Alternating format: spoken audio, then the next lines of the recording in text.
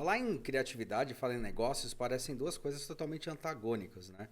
Começa a falar negócio e a criatividade parece que elas nem conversam, parece que não fazem parte do mesmo mundo, do mesmo negócio, ou mesmo da mesma estrutura de pensamento.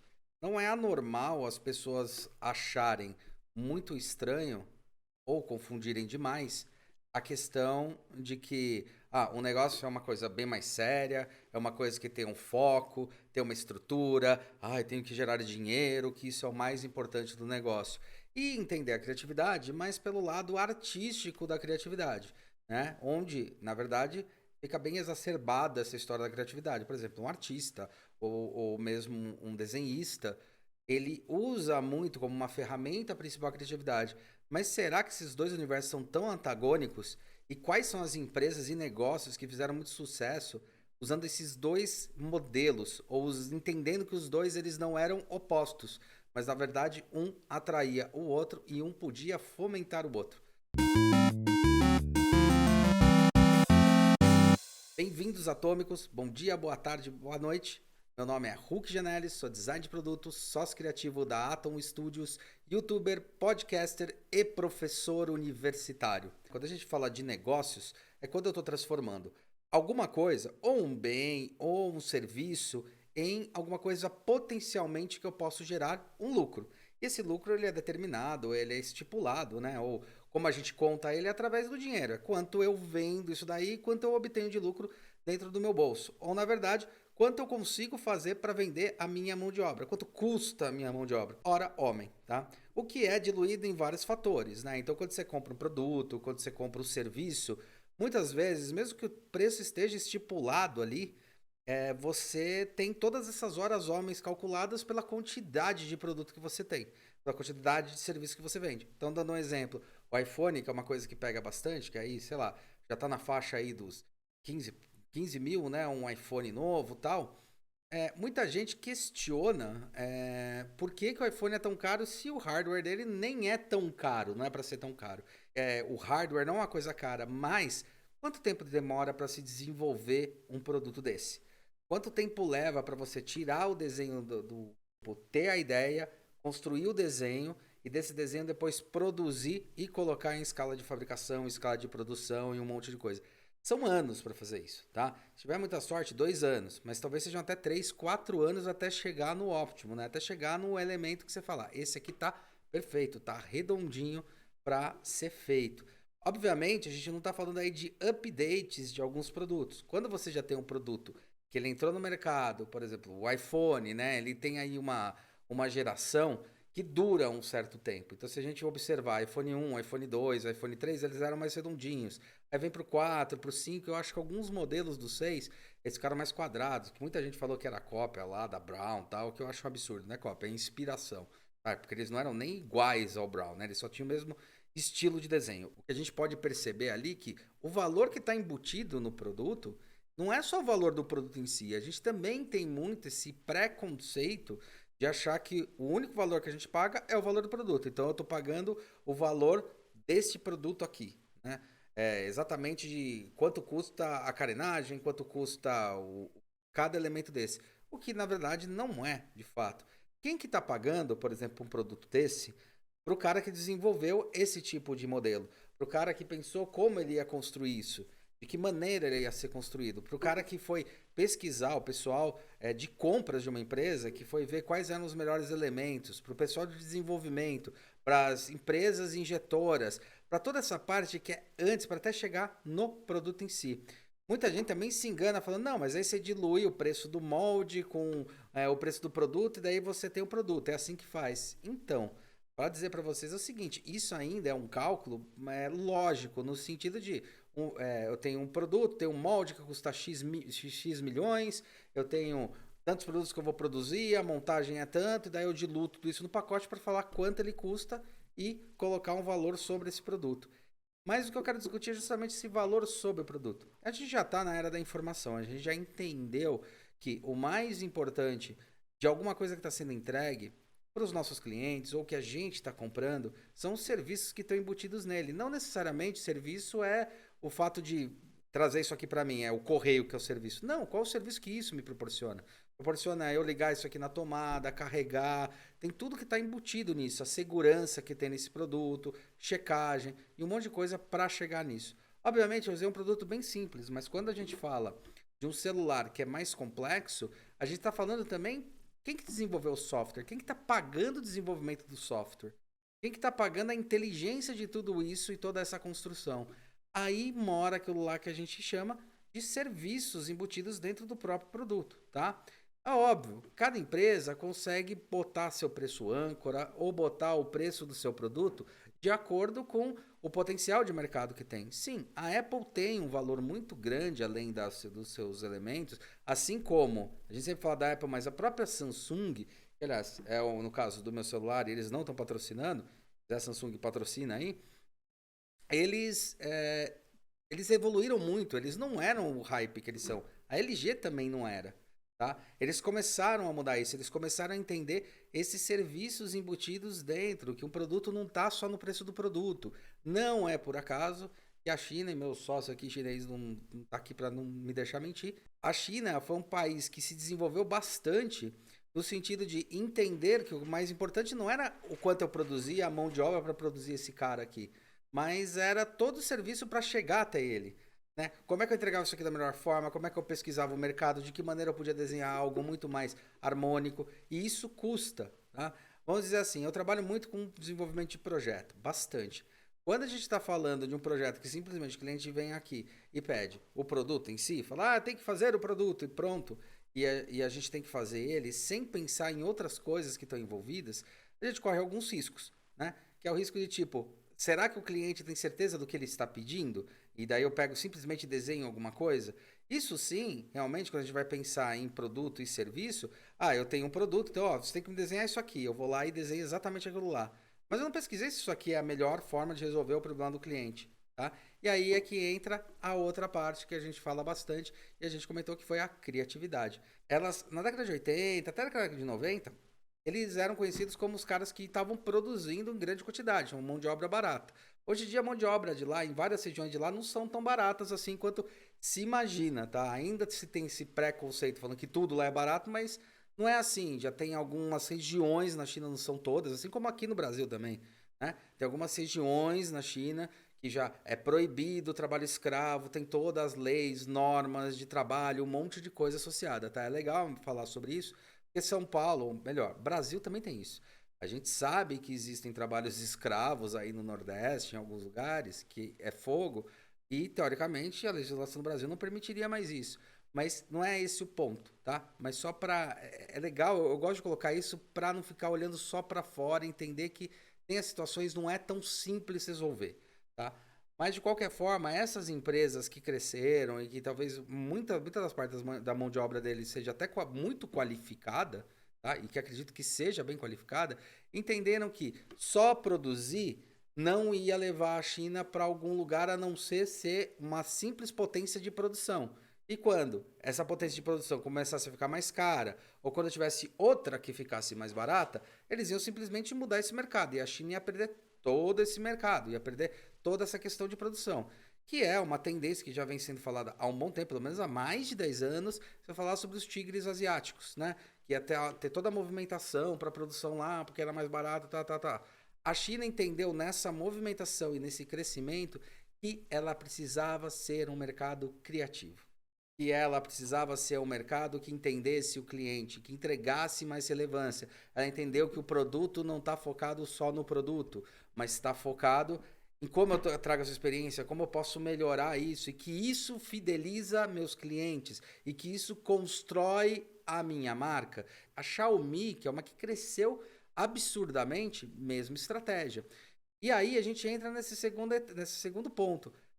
Essa questão que as pessoas têm ainda da dualidade, achar que criatividade é diferente de negócio. Não, eles casam junto, é aí que casa. Como é que eu posso criar mais valor no meu produto, e eu não estou falando nem só valor do produto em si, mas o produto ser valorizado por quem está consumindo, né? E eu conseguir ir fidelizando, melhorando e evoluindo com meus produtos e serviços, tá? Trabalhando a área da criatividade, trabalhando um exemplo que é da nossa profissão aqui, que é design, trabalhando design, ou seja, trabalhando projeto. como ele vai funcionar, para quem vai ser, de que maneira vai ser. Tanto que não é raro encontrar em alguns produtos chineses, não mais falado made in China, tá? Mas design em China. Ou seja, projetado na China. E não só feito na China. E esse mercado foi um mercado que eles entenderam bem. Não é raro, não foi raro também acontecer contratação de grandes designers e de gerentes e de engenheiros de empresas, por exemplo, igual a Mercedes, para eles trabalharem em fábricas chinesas para desenvolverem os novos carros, tá? Das marcas de lá. Tá? Isso não foi raro acontecer, assim como vários outros elementos. E aí eles entenderam esse mercado. Então é ali que a criatividade se conecta. Mas o que é a criatividade em si? Criatividade é a capacidade de simplesmente você pegar algo que já tem uma resposta, já tem um valor, tem alguma coisa, e repensar ele. E ressignificar. Só que não ressignificar por ressignificar. Não simplesmente vou desenhar uma forma nova, mas falar, tá, como eu posso melhorar isso para os meus clientes, para os meus futuros ativos, né? Como eu posso melhorar essa experiência? Como eu posso entregar uma coisa que o cara vai olhar e falar, puta, esse produto é bom. Tá? Esse produto realmente, quando eu uso, nossa, tem uma qualidade imensa. Contratando pessoas que têm a inteligência da criatividade. Tá? A criatividade ele é uma forma, é um método de você pensar sobre uma nova ótica vários problemas. Tá? Ou a gente pode chamar de novos problemas, acabou de surgir um problema. Tá? Mas pensar sobre uma nova ótica. Então, pensar de que maneira eu posso resolver de uma maneira mais eficiente, tanto para produção, quanto para consumo, tanto para várias, englobar tudo isso, né? E transformar aquilo lá numa coisa muito mais poderosa. Uma coisa que tem um approach muito melhor. Não só o approach de venda, mas tem, assim, o seu approach de desenvolvimento, detalhamento e como ele é entregue, como é que as pessoas vão perceber esses produtos e serviços que estão embarcados ali. Então, quando a gente fala muito sobre criatividade, negócio, tem muita gente que usa a dualidade que um está oposto ao outro, é o contrário. Enquanto estivesse pensando que é um oposto ao outro, quem está usando muita o negócio como sendo alguma coisa extremamente racional, no sentido um mais um é igual a dois e só isso que importa, o que no final das contas, essas empresas elas vão estar lá no final da cadeia, quando elas pararem de ser relevantes, só brigando pelo preço. Então, na verdade, ela cai muito o valor dela, porque eu estou sendo comparado com outra empresa simplesmente pelo valor que eu tenho e não pela qualidade de produto. É o que a Apple se propõe a não ser, tá? É o que a Samsung, de certa forma, está tentando se propor a não ser também. São empresas que entenderam que essa história de praticar o desenho, praticar a criatividade, entender que dentro desses produtos está embarcado toda essa inteligência, é o que vai potencializar futuros negócios e negócios muito melhores. Uma outra coisa que é legal ver o quanto esse mercado ajuda a expandir é aquilo lá que eu estava comentando sobre a LG e a própria Samsung, a Xiaomi. Cara, a gente tem aí uma evolução do produto que, sei lá, se há 20 anos atrás, 30 anos atrás a LG era um produto de segunda, hoje a gente já pode considerar um produto aí de primeira em relação a televisores, a um monte de coisa, celulares, principalmente Samsung em relação a celulares, televisores, eles evoluíram, assim como a Xiaomi evoluiu também. E é a mesma coisa que a Apple fez, tá? Então são empresas que entenderam, por mais que eles vieram do nada, né? Porque a China teve uma revolução da industrialização assim, muito acelerada, muito absurda, e continuaram acelerando, né? Perceberam que para continuar pisando no acelerador, eles tinham que investir nessa criatividade, no que a gente chama de criatividade. Fora isso, tem uma outra coisa que é legal pra caramba comentar, que é a questão ou o conceito da economia criativa, tá? E também é uma forma de se repensar novos modais e novas formas de entender a própria economia que se tem. Você tem aí dois modelos, né? A economia da escassez e a economia criativa. A economia da escassez é exatamente aquilo que eu estava explicando sobre o negócio em si no cru da essência, né? Um mais um é igual a dois. Se eu tenho uma maçã, né, e tenho que dividir com duas pessoas, eu tenho que cortar essa maçã no meio. Agora imagina se tivessem capacidade de terem elementos, propostas, projetos que o um mais um fosse igual a três, que é o que eles costumam brincar, né? Então eu tenho uma maçã mais uma maçã, eu só tenho duas maçãs, certo? Escassez. Criatividade. Uma ideia mais outra ideia, no final eu tenho três ideias. A minha, a sua e a nossa, tá? Isso tá potencializado na economia criativa. E tem vários mercados que a gente percebe isso. Tem o mercado da música do Pará, que se desenvolveu dessa maneira. Pequenos grupos que não tinham muita grana para investir na criação do próprio CD, que não tinha como fomentar aquilo lá de uma maneira, bancar muito pesada aquilo lá, criaram toda uma associação para conseguir contratar ou criar uma gravadora que pudesse atender toda a demanda. Tem até uma coisa curiosa nesse mercado que, assim, o camelô não é um problema, é uma vantagem estratégica. Porque o camelô ele pode diluir o CD muito mais rápido para as pessoas, né? E daí, onde o artista ganha de fato? O artista ganha fazendo show. Um outro exemplo que teve um crescimento, assim, um boom, né? É que a gente fala de boom, mas já está crescendo há bastante tempo, tá? É do Hollywood, né? Que é a Hollywood do hindu, né? E como é que cresceu esse mercado? Na verdade, eles recebiam câmera de filmagem, eram jogados fora, eles compravam isso, que eram coisas de tipo, já tinha sido descartada, de décadas atrás, né? Então, Hollywood lá usava uma câmera, sei lá, vamos dizer 8 mm, dá um exemplo aqui, não vou saber citar todas as câmeras. E daí resolveu não passar, vai passar agora para a Max, né? HMax lá. Então eles compraram essa daí e as outras jogaram fora. Só que ao invés de jogar fora, eles venderam para a Índia. E a Índia criou toda uma economia em cima disso, conseguiu construir uma economia em cima disso. E para, eu acho que, botar a tampa aí, né? Botar o prego, como a gente costuma dizer, botar o prego no caixão. O que eu acho interessante é uma descrição da própria Lala, especializada em economia criativa. Comenta um negócio que é muito interessante num dos exemplos, que eu acho que é do Sala de Bate-Papo, que é uma entrevista que ela fez, que é o seguinte: imagina, a economia criativa funciona da seguinte maneira. Se eu crio uma academia de dança, né? Então, criei uma academia de dança numa comunidade. Esse é o exemplo que ela dá lá. Se eu vou analisar daqui 10 anos, quantas Anas Botafogo saíram de lá? Quem que é Ana Botafogo, para quem não sabe? Ana Botafogo foi uma das maiores bailarinas do país, do Brasil, tá? Foi uma, assim, eu acho que dançou no Bolshoi, a mulher é fenomenal, tá? Já é uma senhora, eu nem se lembra se está viva ou não, mas ela é um fenômeno, tá? Então, a análise, isso é uma análise prática, assim, e pragmática, tá? Que é, quantas Anas Botafogo saíram dali? Ah, vai ver daqui 10 anos, nenhuma. Daqui 20, puta, não saiu nenhuma. Qual que é a tendência que as pessoas têm? Ah, não está produzindo nada. Mas se você olha como aquilo lá gerou um impacto na economia do local, você vai perceber que teve um crescimento enorme em relação à cultura, em relação às pessoas saírem de depressão, em relação às pessoas se sentirem melhor. Primeiro tem esse dado. O outro dado mais pragmático, já que tem muita gente que gosta do pragmatismo, essa academia de dança, quantos professores de dança foram contratados até agora? Pô, contratou vários professores de dança e criou uma comunidade. Mas esse lugar aí também de dança, olha que legal. Fez gerar talvez a tiazinha ali, 2, 3 tiazinhas, ou alguma costureira que tá ali, que vive na comunidade, começou a costurar fora para poder produzir roupas para as pessoas que participavam e iam nessa academia de dança. Pô, será que não gerou mais eventos e gerou mais momentos dentro dessa academia de dança que sei lá, dança da terceira idade num sábado, ou alguns bailes, algumas festinhas lá no próprio lugar?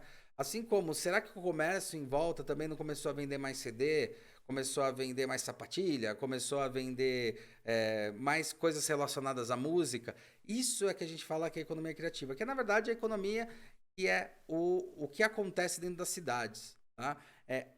Dependendo de onde você coloca, a região que você coloca um serviço, um comércio ou alguma coisa assim, a região se enriquece em torno daquilo. Então você não está vendo só o impacto do produto pelo produto ou usando um índice que não é relevante, não é um índice que não vai calcular o todo. É isso que a economia criativa vive falando. Então, quando a gente fala de negócio, criatividade e juntando essa história da economia criativa, o que a gente tem muito claro é que não são duas coisas totalmente antagônicas. Tá? São coisas que devem e têm que andar juntas para você ter um crescimento da empresa, um crescimento do seu negócio, um crescimento dos produtos e serviços que são ofertados. Com esse crescimento, aí sim, a gente tem um cálculo que como é que a gente avalia o crescimento? Primeiro avalia a venda, depois avalia impacto, né? Avalia o quanto aquilo lá é desejado. E hoje, principalmente dentro dos infoprodutos e infomercado que a gente vive na internet e um monte de lugares que são metaversos, né? A gente começa a perceber que não necessariamente o consumidor é o cara diretamente ligado ao produto, ou seja, eu comprei esse produto, eu consumi esse produto, então eu sou um consumidor. O cara que não consumiu não é. Pelo contrário, talvez o cara que não consumiu, ele comece a olhar esse produto, tá? Ou ele tem um impacto, esse produto tem um impacto na vida desse cara. Então, existe também aquelas pessoas que teoricamente a gente chamaria de clientes, são clientes diretos e os indiretos, né? Mas eu gosto de chamar de observador ou usuário, vai?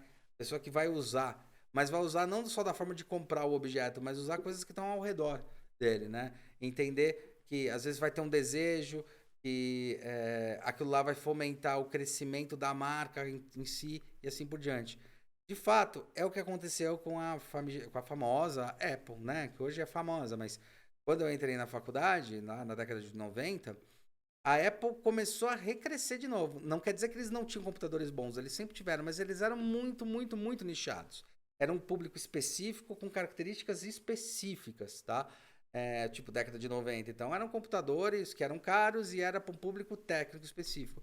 Foi aí que foi a grande sacada, falar, tá, e se a gente começar a assumir que talvez pessoas comuns, pessoas que não trabalhem nessa área específica de criação, design, propaganda, alguma área assim que precisam de hardwares fortes, e se a gente começar a investigar e de repente essas pessoas não vão querer ter também os seus computadores pessoais, já que está tendo um crescimento enorme nisso, foi aí que eles acharam o gap. Eles acharam o gap não reduzindo a qualidade do produto deles, mas mostrando o quanto o produto deles podia ser útil também para as pessoas comuns, para as outras pessoas. Então, compre o meu produto que eu vou entregar tudo bonitinho, porque ele já estava preparado para isso.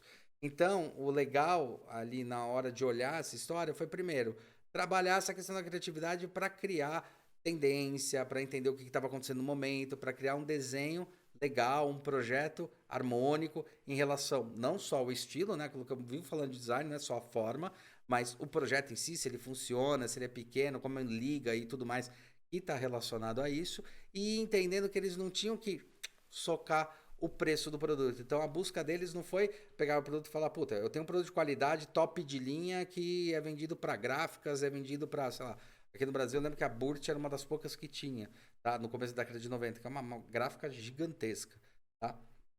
Que tinha na década de 90, enorme. E ela era uma das únicas que tinha Mac no Brasil uma época, tanto que quando salvava um arquivo em Mac, só dava para abrir em Mac, tá? Não tinha essa compatibilidade tão fácil como tem hoje, né? Tipo, fazia no Photoshop de Mac, só abria em Photoshop de Mac, não ia abrir Photoshop de Windows, tá? Podendo ser a mesma versão do Photoshop, mesmo ano de instalação, tá? Porque eles não tinham essa compatibilidade que hoje, meu, é ridícula, né? Você tira do celular, o Photoshop do celular, entra no computador e assim por diante. Tá? Eles entenderam que se eles fizessem isso, eles iam perder a qualidade do produto e no final das contas eles iam estar brigando com outras empresas, tipo uma IBM e tal, que fazem computadores de outra forma. Eles mantiveram essa qualidade do computador e falaram, olha, dá para fazer isso, o quanto a gente pode, talvez reduzir alguma coisa, mas manter a qualidade do produto. Tá? Reduzir assim, será que a pessoa precisa de uma placa gráfica puta, ferradona? Não, talvez possa ser uma menor que vai atender a demanda e aí eu vou ter um produto aí que é um produto de consumo interessante para se ter. Tanto que a estratégia da Apple para todo mundo poder ter um Apple, o exemplo melhor acho que são os iPods, né? Quando lançou o iPod, você tinha um iPod lá que praticamente ele parecia um iPhone. Tinha tela, era muito parecido. Inclusive teve um que era muito parecido com o iPhone quando você olhava meio de longe, tá? Eles começaram a lançar o Shuffle. Então, não é que eles pegaram o produto e diminuíram a qualidade, eles lançaram um outro produto que entregava a mesma coisa, que era a qualidade de música, mas não ia ter tela tal, mas esse produtinho ia ser tão bom quanto qualquer outro produto da Apple. E daí eles estipularam também com isso aquele preço âncora, né? Você faz um produto muito caro, um produto mais barato com qualidade, mantendo o conceito e um produto ali do meio, e às vezes você começa a observar e vê que ele está mais perto do mais caro do que do mais barato. O cara falar, na boa, deixa eu comprar o mais caro, porque, meu, mas US$ 100 eu compro mais caro, entendeu? Então é esse que é o ponto. Isso é uma coisa interessante. Tudo isso que eu falei são empresas, são indústrias, são negócios que se utilizaram da criatividade, utilizaram da ferramenta criativa para gerar mais abertura de possibilidades e, consequentemente, aquilo que muita gente gosta, né, de falar, que é o mais importante, botar mais dinheiro no bolso. Sim, eles botaram mais dinheiro no bolso porque eles criaram relevância para isso, tá? E não confundir criar relevância com criar produtos inúteis, tá? Eu também não sou a favor nem um pouco, ainda mais como designer de produto, eu não sou a favor de, tipo, cria um produto esse ano, outro ano que vem, outro ano que vem, você vai fazendo updates, assim, de uma câmera, de uma coisa. Eu não acho que isso é evolução de produto, tá? Aí eu acho que o mercado também, que tá desejando consumir alguma coisa, os caras falam, quer consumir? Tudo bem, vou produzir outro. Eu acho que aí uma evolução no celular aí de 5 em 5 anos deve dar uma evolução interessante, por exemplo, no universo do celular. Interessante, tipo, pô, esse aqui é totalmente diferente do outro, mas realmente tem funções muito mais elevadas, assim como computadores, né, e outros sistemas. Beleza? Eu só vi videogame, de 7 em 7 anos e lanço videogame novo. Aliás, já estão fazendo projeto do PlayStation 6. Beleza? Bom, espero que tenham gostado. Aperta o sininho aí se você estiver no YouTube para receber nossas notificações. Não se esqueça de se inscrever no canal aqui no podcast e nos agregadores. Segue a gente, dá joinha que pra gente é muito importante, beleza? E continue ouvindo nossos podcasts, tá? Semana que vem, uma entrevista bem legal para vocês. É isso aí, fui e até!